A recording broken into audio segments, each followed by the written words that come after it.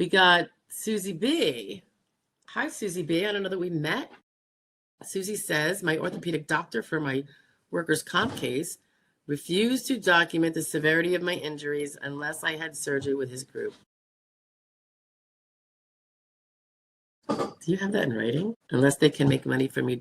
Yes, I would agree. That is disgusting behavior. Did he put that?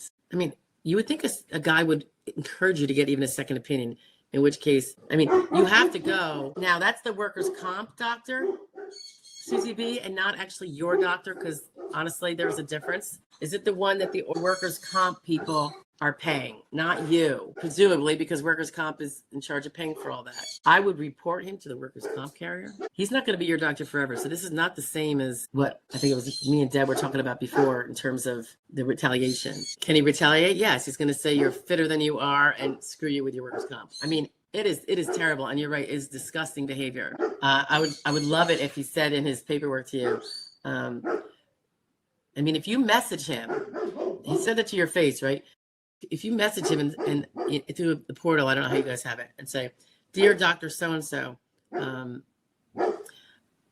I need to discuss the severity of my injuries with my spouse, mate, whatever, primary care, so we can discuss how we're going to approach the surgery.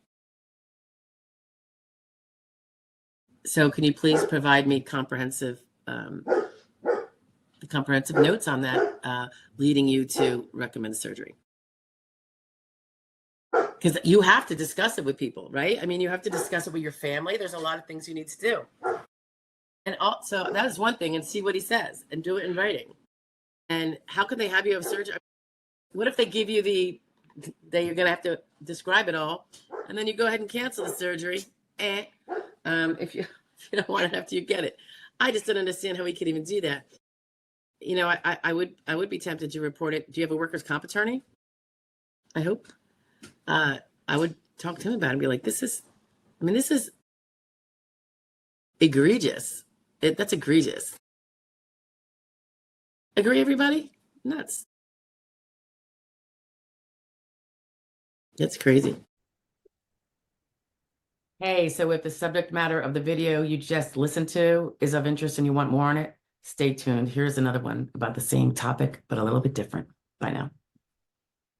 Just got released from PT after 6 spine surgery, George. Ouch. I asked my therapist, do they ever do a RFC for SSA? They said, no. Is this normal? Yes, most providers aren't going to do squat. They don't want to be, they don't know the SSA rules. And if they say something that's true in their mind about how limited you are, but that doesn't meet the tight threshold that you might have if you're 49 or 52 or whatever of what you need to have it say, now they just sunk your ship by being honest because, and they don't want to be that person. I don't blame them, They don't know the rules. And of course, they're going to be honest anyway, even if they did know the rules. The function PT records, the reason why I love them is because they almost give an RFC without giving an RFC. When they talk about, he said he was very sore after last session, said he had bad sleep due to pain after last session, or it'll say having difficulty with this session, needs cueing on posture, still needs more. So there's all these little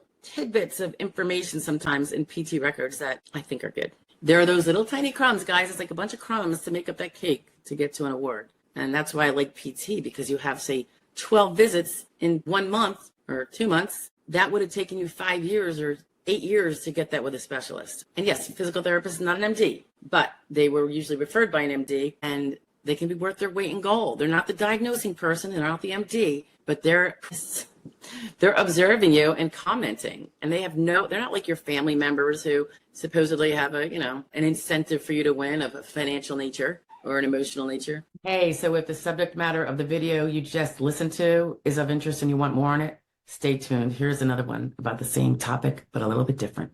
Bye now. Good afternoon. I was going to address a question that I get a lot, and even online I see it all the time, particularly for a pro se person. Should you be asking your doctor for a letter to the SSA?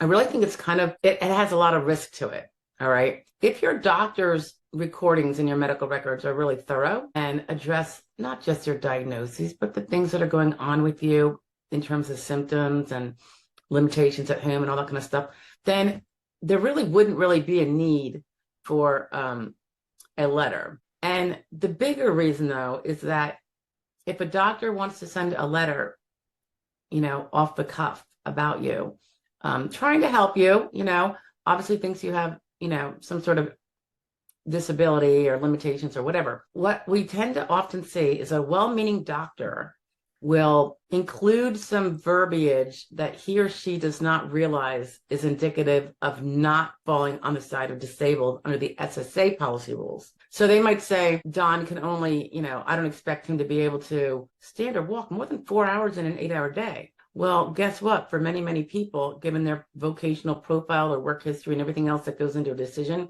as to whether you can do your old work, either as you performed it or as it's generally performing in the economy, or any other of the 12,000 jobs out there or more, according to SSA. So if saying, the doctor's thinking 4 hours out of 8 is all he can walk, when a regular person can walk from morning till night, an unimpaired person, that's significant limitation. And it is. However, it does not necessarily eliminate all jobs from being performed, particularly some sit-down jobs, for instance. So them saying that could actually be the nail in the coffin of your case in a bad way. I mean, you won't be able to be found disabled, potentially, depending on what your vocational profile is. So if your doctor isn't aware of that, and he is maybe not, you believe you can't even be on your feet 4 hours, so now he's thinking that's a lot, but he doesn't actually know what you do at home and how limited you are. All of this can really be worked against you. So I really kind of implore people to not just ask your doctor who is not well-versed in Social Security laws, and there's a ton of them they would have to know, and all of vocational principles.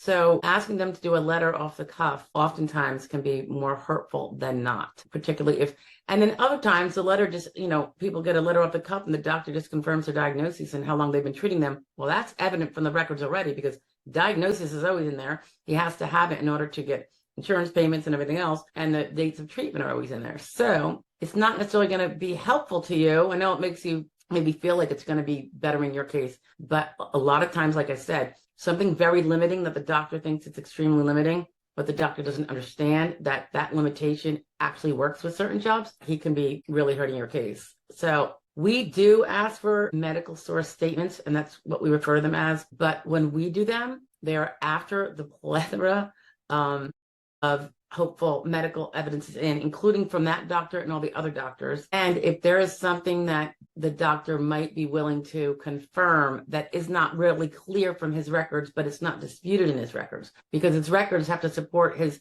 medical source opinion at some point, going down the road. So when you get that letter in. So if his letter is not supported by his own records, certainly if it's not supported by other records, and if, gosh forbid, it's inconsistent with other medical evidence in the record, it's not going to be well taken, and it might just be utterly disregarded. And then there's a risk also of, if they find the doctor lacking in credibility because of this letter, will they also then find his records to not be something to rely upon a lot when making a decision as to how limited you are. So there's a variety of risks. And when we want to get a statement from a doctor, I usually like the doctor to know a little bit about the law that he's referring to. So we have a little guidance page where he can know what certain definitions mean, so that he's not just speaking off the cuff and using language that means not disabled for you.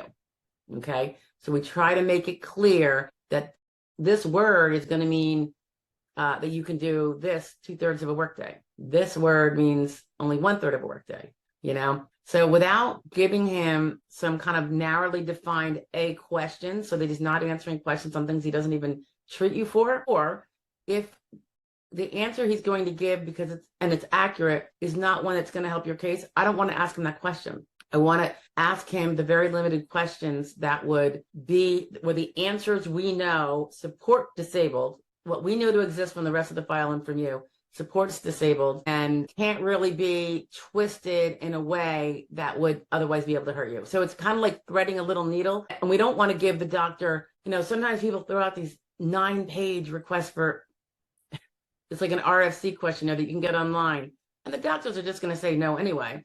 And then if they do answer it, they could be answering about, can she use foot pedals? And they have no idea, because they treat you for your arm and they're trying to be helpful. So they answer something and it's contradictory to the other evidence. And now credibility is shot. So it's really something you got to be really careful with. I think it's got to be done individually based on your records, and the records have to be full. So you're not really, it's not something you're really necessarily going to do in the first few months of an application. And I'll go even further to say most doctors won't even do them, you know, but there are some that are definitely caring about their patients and know the patient is seriously screwed up and will do them. So they're worth their weight in gold. Some will also charge you, some won't charge you.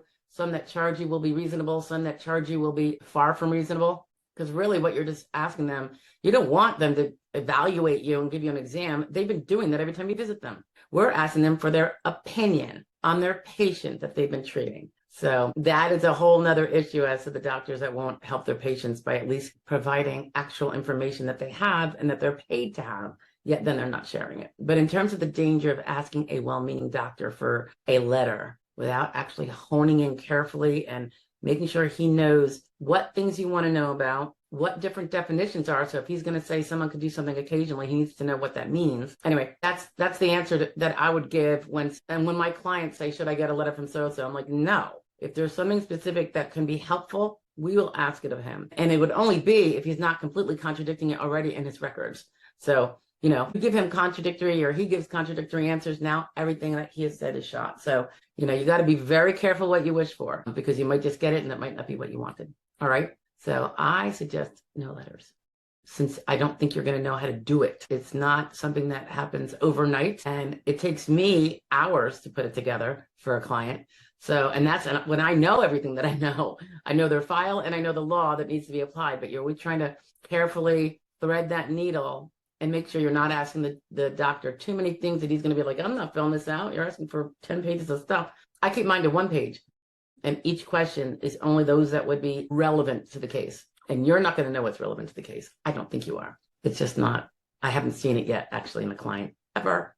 All right. I will chat with you later. Bye, guys. Thank you for joining and taking a listen to this video. If you have any questions that relate to this or anything else with regard to Social Security, disability, retirement, SSI, etc., please do feel free to post it in the comments below, even if it's not necessarily related to this video, and I will see them. And if it's something I can do a video on, I will be happy to do that. If you are looking for representation in a current battle to prove that you are disabled, whether you have applied yet or not, and ideally, if you have not applied yet, that's when we like to come in and start from the beginning and do our wonders. You can go to joydisability.com, look up to your left, and there's a little link for a free SSD evaluation, and we will take a look at it and let you know one way or the other. If you are looking for a consultation, not representation, or you can't get representation for whatever reason, or it's a non-representational type of issue you need to review, you are more than welcome to order a prepaid consultation. It will be with me personally, and that link is on that same page, joydisability.com, but over on the upper right. Anyway, thanks for staying tuned, and I hope to see you every day, 9 a.m. with our little video shares or live Q&A if you want to join me live on Wednesdays at 1 p.m. Eastern Standard. Thank you so much. Have a great day. Bye-bye.